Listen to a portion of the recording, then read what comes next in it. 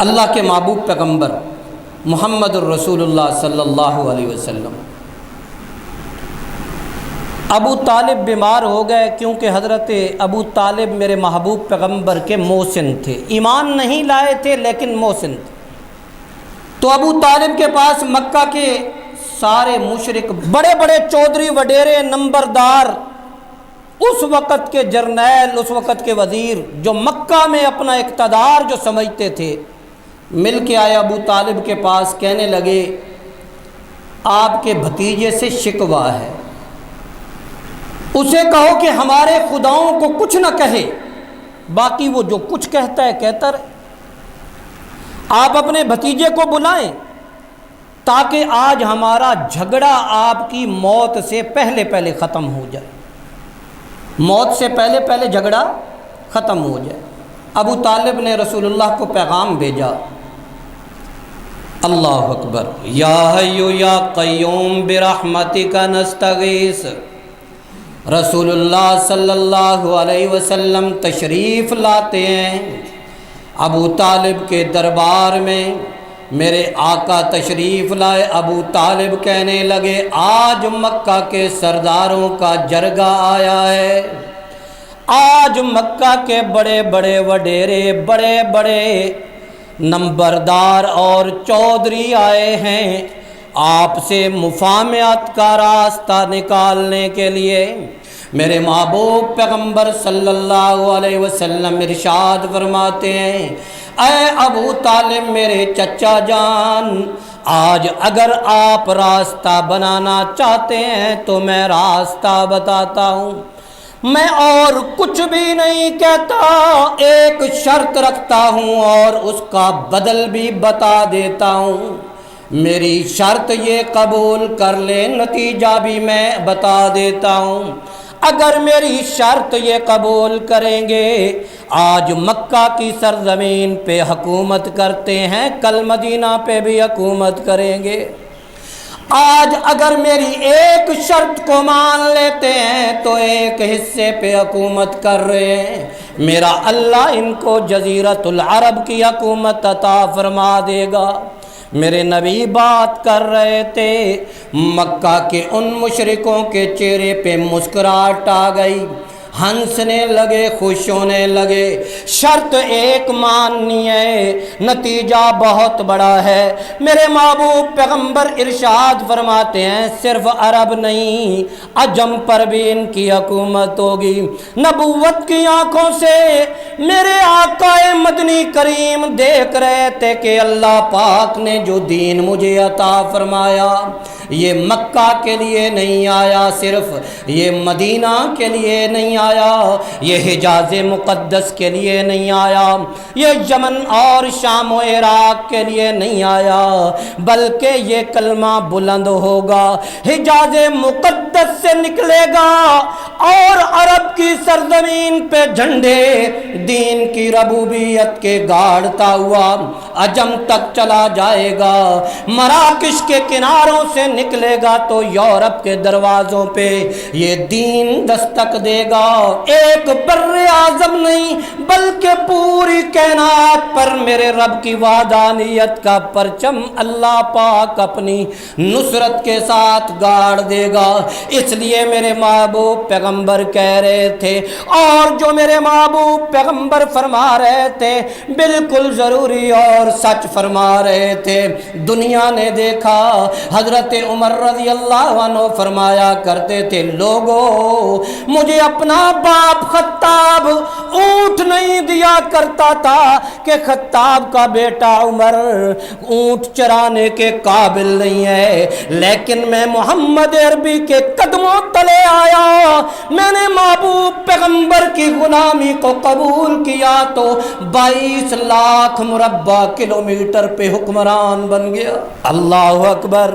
میرے نبی ارشاد فرمانے لگے، او مکہ کے مشرکوں، ایک بات تم میری مان لو، بات ماننا تمہارا کام ہے، میں تمہیں عہد کرتا ہوں کہ اللہ تمہیں اس زمین پہ بھی حکومت عطا فرمائے گا، آخرت میں بھی کامیابیاں عطا فرمائے گا۔ کہنے لگے جلدی جلدی عبداللہ کے لگتے جگر، آمنہ کے لال ذرا جلدی بتائیے۔ میرے محبوب پیغمبر نے فرمایا یہ لات و منات یعوث و یعوق کو چھوڑ کر ایک اللہ وحدہ لا شریک کو پکارنے لگ جاؤ۔ الہکم الہ واحد، یہ نہ کہو اللہ تک پہنچانے کا یہ ذریعہ ہے، بلکہ میرا اللہ سنتا ہے اور سب کی سنتا ہے۔ مکہ کے مشرک جو تھوڑی دیر پہلے کھلکھلا رہے تھے، قرآن کہتا ہے ان کی زبان سے نکلا، ابو لہب و ابو جہل کہنے لگے اجعل الآلہۃ الہا واحد، کیا آپ یہ کہنا چاہتے ہیں ہم اپنی بات سنانے کے لیے صرف ایک کو پکاریں؟ ان ھذا لشیء عجاب۔ مکہ کے مشرک کہنے لگے میں بھی پکاروں گا، میرے ساتھ عتبہ بھی پکارے گا، میرے ساتھ عتبہ بھی پکارے گا، میرے ساتھ شیبہ بھی پکارے گا، یہ سارے سردار پکاریں گے۔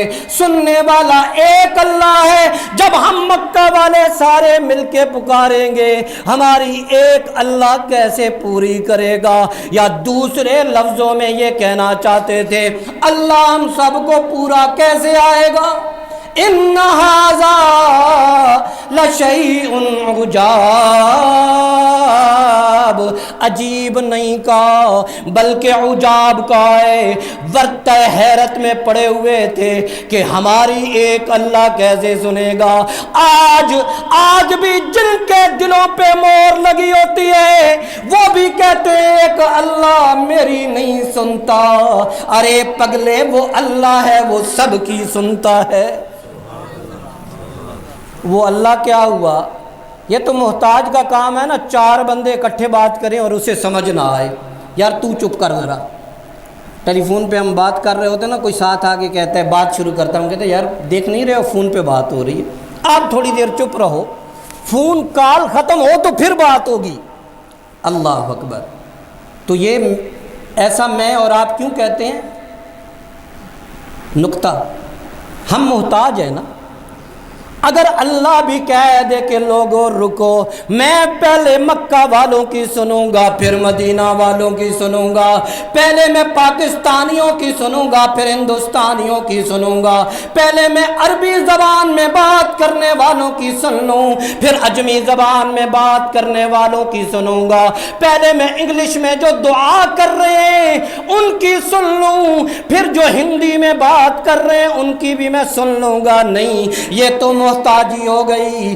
اللہ پاک ایسے نہیں ہے۔ میرے محبوب پیغمبر نے ارشاد فرمایا صلی اللہ علیہ وسلم، میرے محبوب پیغمبر اللہ پاک کا فرمان دہراتے ہیں، حدیث قدسی وہ ہے جو قرآن تو نہیں بنتا لیکن اللہ کا کلام ہوتا ہے۔ میرے اللہ فرماتے ہیں ساری کائنات کے انسان ابد سے لے کے ازل تک، حضرت آدم سے لے کے محمد الرسول اللہ صلی اللہ علیہ وسلم تک ساری کائنات کے لوگ کٹھے ہو جائیں اور سارے جنات کٹھے ہو جائیں، ایک ہی وقت میں پکاریں، اللہ فرماتے ہیں میں سب کی سنتا ہوں۔ اللہ کہتا ہے میں سب کی سنتا ہوں، میں اندھے کی بھی سنتا ہوں، میں لنگڑے کی بھی سنتا ہوں، معذور سنانے آئے تب بھی میں سنتا ہوں، اور ٹانگوں پہ بھاگنے والا آئے تب بھی میں سنتا ہوں، سب کی سنتا ہوں۔ مگر مکہ کے مشرک کہنے لگے جی بات کر رہے ہیں اللہ کیسے سنتا ہے سب کی؟ وہ مشرک، مکہ کے مشرکوں کو سمجھ نہیں آ رہی تھی۔ اللہ فرماتے ہیں میں سب کی سنتا ہوں۔ ایک مزے کی بات بتاؤں آپ کو، اللہ اپنے نبی کی بھی سنتے ہیں اور میرے جیسے گناہگار کی بھی سنتے ہیں۔ اللہ اکبر۔ اللہ ولی کی بھی سنتے ہیں، اور جس نے ہاتھ میں جام شراب پکڑا ہوتا ہے وہ پھینک دے اور ہاتھ اٹھا لے اللہ سینے سے لگا لیتے ہیں۔ اللہ اکبر، وہ رحمتوں